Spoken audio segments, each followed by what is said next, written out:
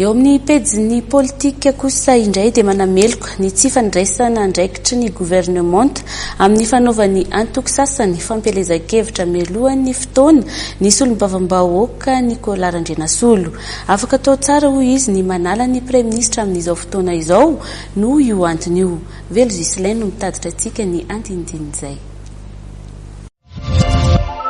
Tokony horavana ny gouvernement ary besoa ny premier ministre Christian Tsay ho ny solombavam-bahoaka Nicolas Randrianasolo androany. Mandika lalàna ny premier ministre ankehitriny ho izy amin'ny famelana ireo olona izay fantatra fa irotsaka hovidiana amin'ny fifidianana ho avy nefa efa nanatanteraka karazana fampelezan-kevitra ady. Araka ny filazandreo moa dia hoe PM mahavita tao zany premier ministre hoe Tsay Christian. Ka amiko zany izy tokony langasy tsony zany raha ohatra ka hoe consensus le olo dia za zany manao sao amin'ny premier ministre lehibe ny gouvernement mba haoka ndray matao premier ministre anao hoe sy tanila amin'ny zavatra sahala amizao satria ny atony tany misy zalahy agnaty ianao ange napetraka eo sy nipetraka eo fotsiny avao anao raha sy misy ny sonoen'ny filoham-pirenena zany nanao sonoen'ny décret-nao dikan'izany anao tokony neutralité anao mipetraka eo neutre tena olo neutre fa sy hoe misy ny sasany manao propagande amin'ny fotoana sahala hoe exemple ataony André Rajoelina sy ny finongony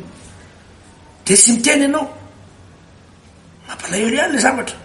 Misy koa zany atao sasasasany dia efa manao fils de pâtre tena hoe efa manao sarisary propagande ka zay reny navoanay zao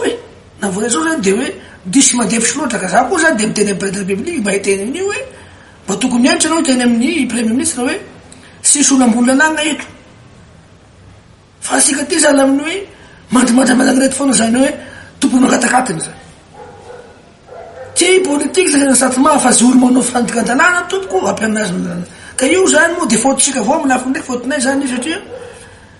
zay zany be sentiment rosa politique zay zany mahatonga n'olo da hiprofite zay fahesoranay zay zany ka za aloha dia manameloka an'izany satria zay moa tsy manana fahefana andraran'izany fa ireo zany mana fahefana feno amin'izany ny premier ministre sy ny sénita sy ny filoham-pirenena. Nanatrika ny fivorian'ireo parlementaire mampiasa ny teny frantsay tany Canada moa ity solombavam-bahoaka ity niaraka tamin'ny filohan'ny antenimieram-pirenena malagasy ny Hernando Lasateo. Anisan'ny filompitantana ny fikambanan'ny parlemanta mampiasa ny teny frantsay ny filohan'ny antenimieram-pirenena.